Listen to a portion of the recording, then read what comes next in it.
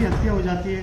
हत्या को लेकर अगर भारत के मुसलमानों की बात की जाए तो बहुत ज़्यादा परेशानी देखने को मिली, जगह जगह प्रदर्शन किया गया। क्या कहना चाहेंगे? जो वहीं बांग्लादेश में कोई हिंदू मरता है तो कोई मुसलमान बाहर निकल के बाहर कोई प्रदर्शन नहीं करता सर। देखिए भाई जी, ये मुद्दा शिक्षा से जुड़ा हुआ है। यानी जो माइनस में नंबर लेके आया है, अगर वो डॉक्टरी में किसी का ऑपरेशन करेगा तो उसको मारेगा, दिलाएगा। वो एक 90% वाला बाहर बैठ के इंतजार कर रहा है डॉक्टर साहब, और एक डॉक्टर जो माइनस में नंबर लेके आया है वो ऑपरेशन कर रहा है मरीज का, लीवर का। नमस्कार, KCN न्यूज़ में आपका स्वागत है। आज हम अखिल भारतीय भारतवर्षीय ब्राह्मण महासभा के नॉर्थ ईस्ट के अध्यक्ष SK पंडित जी से क्षेत्रीय मुद्दों पर सीधी बात करेंगे। SK पंडित जी, बहुत बहुत स्वागत है सर हमारे चैनल में। सर आपका सबसे पहले हमारे दर्शकों को बताएं सर कि कैसी एक्टिविटी चल रही है आपकी फिलहाल अभी ब्राह्मण समाज की बात की जाए तो। देखिए भाई साहब, हमने 3 साल में 3 युवक युवती परिचय सम्मेलन कराए हैं जी। और हमारा प्रयास है कि चूँकि आजकल सामाजिकता घटती जा रही है, अर्थात आपस में लोग मिलकर नहीं बैठते, जाति के लोग नहीं बैठते हैं, उससे नुकसान ये होता है कि हमें सुयोग्य वर्ग लड़कियों के लिए नहीं मिल पा रही हैं, और वो सब सामाजिकता का अभाव है, क्योंकि हम लोग मिलकर नहीं बैठते हैं, समाज में समाज की बातें नहीं कर पाते हैं, अपने काम धंधों में बिजी रहते हैं। उसी समस्या से निपटने के लिए मैं और मेरी सारी टीम हम यही सोचते हैं, अगर किसी की लड़की के लिए सुयोग्य वर्ग और वर्ग के लिए सुयोग्य कन्या मिल जाती है तो इसकी अच्छी कोई बात नहीं है। एक बड़ी समस्या है समाज की, उसे निपटाने के लिए हम लोग लगातार लगे रहते हैं। और 3 साल में जब से मुझे जिलाध्यक्ष का भार सौंपा गया है, 3 परिचय सम्मेलन मैं करा चुका हूँ। उसमें हमारे राधेश्याम कौशिक जी, मुकेश कौशिक जी और हमारे दिल्ली प्रदेश के महासचिव हरिओम शर्मा जी, सभी के आशीर्वाद से, प्रयत्न से, हमारे जो दिल्ली के अध्यक्ष हैं वो सभी इसमें सहयोग करते हैं और हम इस काम को जानते हैं।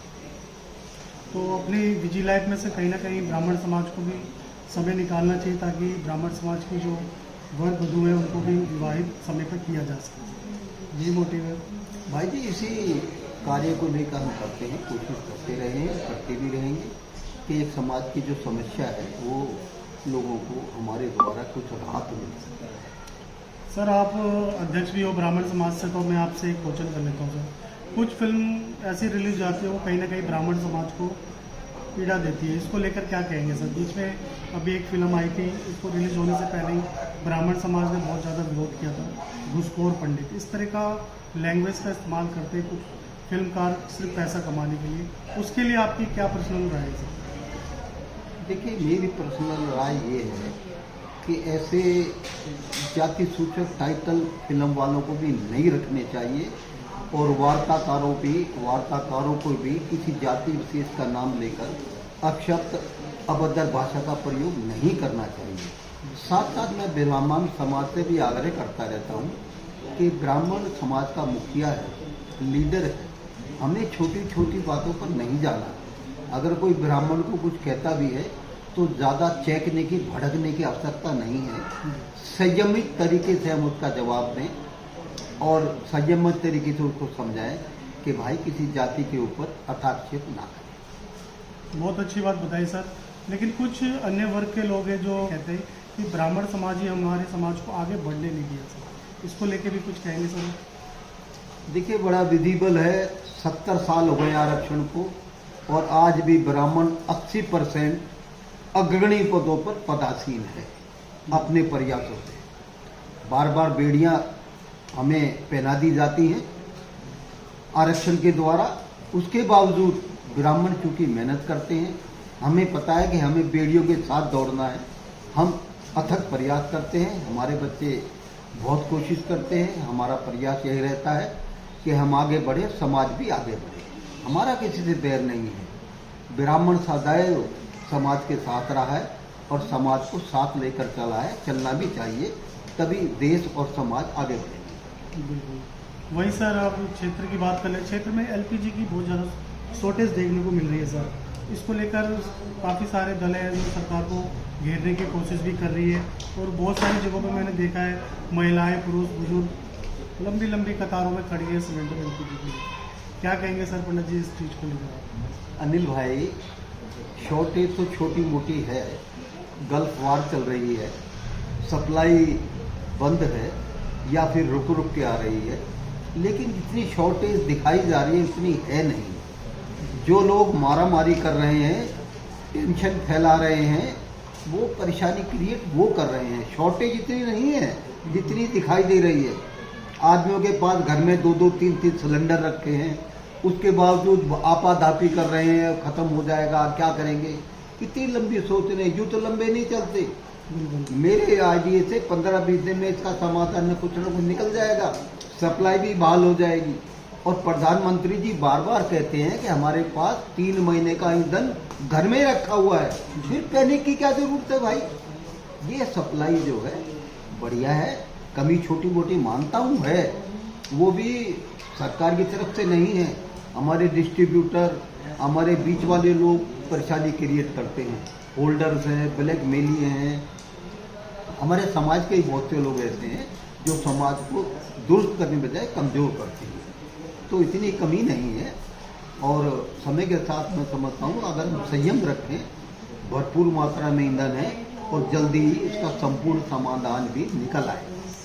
परंतु सर ऑनलाइन अगर बुकिंग करते हैं एलपीजी तो लगता नहीं है नंबर सर, उसमें भी बहुत ज़्यादा परेशानी हो रही है लोगों को। सर मेरे पास तो 2 सिलेंडर रखे थे, मैंने तो अब तक यूँ अप्लाई नहीं किया। बच्चों ने कहा था कि आप भी रजिस्टर कराओ, हमने कहा अभी 2 महीने की हमारे पास सप्लाई रखी है, क्या जरूरत है। पैनिक नहीं बढ़ाना चाहिए, सरकार पर वजन नहीं बढ़ाना चाहिए, नहीं तो शॉर्टेज तो हो ही जाएगी।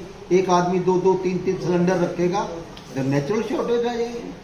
तो शॉर्टेज का कारण यही है, मेन कारण यही है, हमारी आपाधापी और लोगों का पैनिक होना, नथिंग एल्स। वहीं दूसरी ओर कर लेते हैं, विश्व युद्ध चल रहा है सर, विश्व युद्ध को लेकर काफ़ी सारे लोग परेशान भी हो रहे हैं सर। विश्व युद्ध का कहीं ना कहीं परिणाम ये देखने को मिल रहा है कि एलपीजी की शॉर्टेज हो रही है, इसमें तो कोई दो राय नहीं है सर। सर जब युद्ध होंगे तो परेशानियां तो होंगी ही होंगी, युद्ध खेल का मैदान तो है नहीं। युद्ध तो युद्ध है, लोग भी मारे जा रहे हैं, विनाश हो रहा है। और मैं समझता हूँ आज वैज्ञानिक युग में अगर युद्ध होते हैं इस तरह से, तो इससे बड़ी बेहूदगी, शर्मिंदगी क्या हो सकती है। ट्रंप जैसे राष्ट्रपति जो एक विकसित देश को लीड कर रहे हैं और युद्ध में हिस्सा ले रहे हैं, जबरदस्ती कब्जेबाजी की जा रही है, तो मैं समझता हूँ ये मानवता का ह्रास है। युद्ध जबरदस्ती किए जा रहे हैं, थोपे जा रहे हैं, आम जनता नहीं चाहती, जनमानस नहीं चाहता। शॉर्टेज भी हो रही है, तेल के भंडार फूके जा रहे हैं, करोड़ों रुपए के हवाई जहाज नष्ट किए जा रहे हैं, बड़े बड़े यंत्र इमारतें नष्ट की जा रही हैं, और छोटे छोटे बच्चे, लड़कियां हजारों की तादाद में मारे जा रहे हैं। इससे बड़ी युद्ध की विवीक्षा क्या होगी, इससे ज्यादा बुराई क्या होगी। मैं तो मन से कहता हूँ कि इंसान आज भी सुधरा नहीं है, जानवर से भी बदतर है। अगर आज भी युद्ध होते हैं तो मानसिकता हमारी बिल्कुल विकृत है और पहले से कमजोर, दरिद्र हुई है। बिल्कुल अच्छी बात बताई सर आपने। वहीं सर खेमनू की हत्या हो जाती है, हत्या को लेकर अगर भारत के मुसलमानों की बात की जाए तो बहुत ज़्यादा परेशानी देखने को मिली, जगह जगह प्रदर्शन किया गया। क्या कहना चाहेंगे, जो वहीं बांग्लादेश में कोई हिंदू मरता है तो कोई मुसलमान बाहर निकल के बाहर कोई प्रदर्शन नहीं करता सर। देखिए भाई जी, ये मुद्दा शिक्षा से जुड़ा हुआ है। जो आप आदमी कूप मंडूक होते हैं, एक छोटे से सर्किल में रहते हैं, दिमाग विकसित नहीं है, तो वो जाति पर, धर्म पर ज़्यादा जाते हैं। मेरे हिसाब से ये 2 व्यक्तियों की लड़ाई है, 2 परिवारों की लड़ाई है। एक ने इसको मार दिया, एक को बड़ी बदतमीजी की, बहुत बुरा किया, एक आदमी चला गया और समाज में रोष फैल गया। तो ये चीज़ें कोई संप्रदाय की नहीं है, ये सब झगड़ा व्यक्तिगत हुआ, रिजल्ट व्यक्तिगत सामने आए, नुकसान एक आदमी की हत्या हुई, इससे बड़ी चिकित्सा क्या होगी। इसके बावजूद भी हमें भड़कने की जरूरत नहीं होती, क्यों हिंदू और मुसलमान इकट्ठे ही रहे हैं, इकट्ठे ही रहेंगे।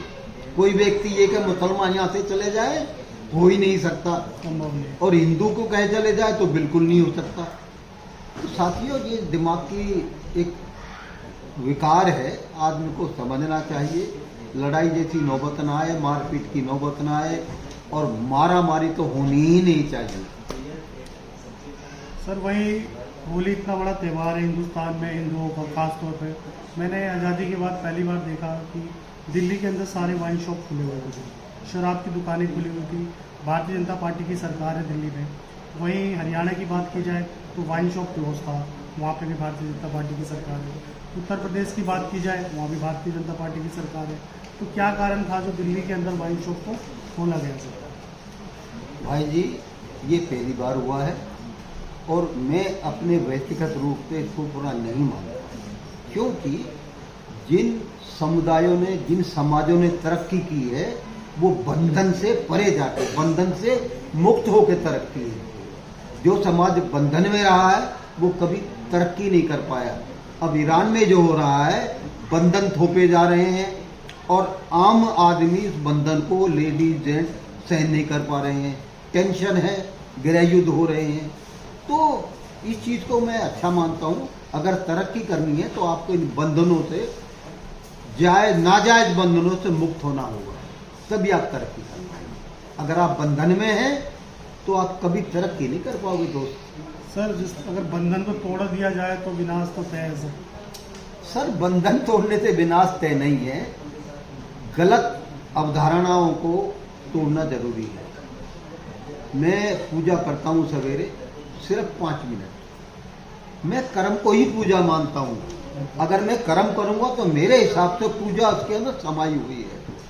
अगर मैं सच्चाई बरतूंगा तो उसके अंदर भगवान समाया हुआ है। तो मेहनत और सच्चाई, मैं दोनों को 2 हाथ मानता हूँ, 2 टूल मानता हूँ, 2 औजार मानता हूँ, और जिंदगी से इसी परिपाटी का पालन करता आया हूँ। और आज तक भगवान ने मुझे अच्छा बढ़िया दिया है, मान सम्मान दिया है। जो दिया है मैं से बहुत संतुष्ट हूँ। तो ये पंडित जी, जाते जाते आपसे एक क्वेश्चन कर लेता हूँ मैं। यूजीसी को लेकर बहुत ज़्यादा परेशानी हो रही है सर, खासकर हिंदुस्तान की बात की जाए, दिल्ली की बात की जाए तो स्टूडेंट भी काफ़ी परेशान है सर यूजीसी को लेकर। क्या कहेंगे इस पर ज़रा? अनिल भाई, दिक्कत तो है, आरक्षण की दिक्कत है। क्यों? उसमें एक प्रवीण व्यक्ति पीछे रह जाता है, और जो कम प्रवीण है, मैं खट्टू तो नहीं कहूँगा, जो कम जानता है, कम विशेषज्ञ है, उसको आगे स्थान मिलता है। जहाँ इस तरह, जिस समाज में इस तरह की परिपाटी बनेगी, ऐसे कानून बनेंगे कि आप ब्रेन को तो एक तरफ रखोगे और दूसरे कमजोर आदमी को आगे बढ़ाएंगे, एक्सपर्ट को बैठाएंगे, और एक आदमी जो माइनस में नंबर लेके आया है, अगर वो डॉक्टरी में किसी का ऑपरेशन करेगा तो उसको मारेगा, दिलाएगा। वो एक 90% वाला बाहर बैठ के इंतजार कर रहा है डॉक्टर साहब, और एक डॉक्टर जो माइनस में नंबर लेके आया है वो ऑपरेशन कर रहा है मरीज का, लीवर का। तो बचने के चांस बहुत कम होंगे। क्यों? उसका ज्ञान बहुत कम है। इसलिए यूसीजी भी एक गला घोटू चीज है, प्रतिभा को रोकती है, अवरुद्ध करती है, जो कि बहुत बुरी बात है। जिस सभा में प्रतिभाओं का घटन हुआ है, गला घोटा गया है, प्रतिभाओं को रोका गया है, वो समाज तरक्की नहीं कर पाए, कमजोर हो गए। इसलिए यूसीजी जैसे कानून नहीं बनने चाहिए, और आरक्षण को भी धीरे धीरे खत्म होना चाहिए। तो यूजीसी जो लेके आई है सरकार, इसका आप विरोध करते हो सर? सर, मैं सरकार की नीतियों का विरोध नहीं करता, लेकिन अपने माध्यम से, अपने लेवल से, समाज के लेवल से एक संयमित तरीके से सुधार करने की गुजारिश करता हूँ। क्योंकि विरोध करने से तो खामियां उत्पन्न होंगी, लड़ाई झगड़े होंगे, आंदोलन होंगे। हम आराम से बैठ के उसको बात को समझाएं, जैसे ज्ञानी, एक पढ़ा लिखा, एक विशेषज्ञ बात करता है, उस तरीके से हमें इसका विरोध नहीं, संशोधन करना चाहिए। संशोधन में, विरोध में बहुत अंतर है। अपनी बात को रखने के बहुत तरीके हैं प्रजातंत्र में। किसी हम जाके प्लेटफॉर्म पर बताएं भाई ऐसा नहीं, ऐसा कीजिए, इससे बुराई होगी, वही अच्छा रास्ता है। सॉल्यूशन और शांति का रास्ता ही सबसे बड़ा है। कुछ और कहना चाहेंगे अंत में सर पंडित जी, मार्गदर्शकों को आप? सर, मैं तो, जो मेरे श्रोता सुन रहे हैं, देख रहे हैं या देखेंगे, सभी से अनुरोध ये करता हूँ कि ईमानदारी और मेहनत का आचरण करें, लोगों की बातों पे ना आए, खासकर अफवाहों से बचें और समाज के कल्याण के लिए समाज के तौर तरीके से जिएं, शांति से जिएं और समाज के साथ चलें। सभी समाज के भाई हमारे हैं, कोई गैर नहीं है। हम तो प्राणी मात्र से भी प्यार करते हैं, तो प्राणी इंसान कैसे गैर हो जाएगा। सबसे संयम संतुलन बैठा के काम कीजिए, मिलजुल के रहिए, प्यार मोहब्बत से रहिए। धन्यवाद। जय हिंद, जय भारत। बहुत बहुत धन्यवाद सर, आपका भी आपने समय निकाल कर हमसे बात की सर। शुक्रिया, धन्यवाद sir. Thank you, thank you.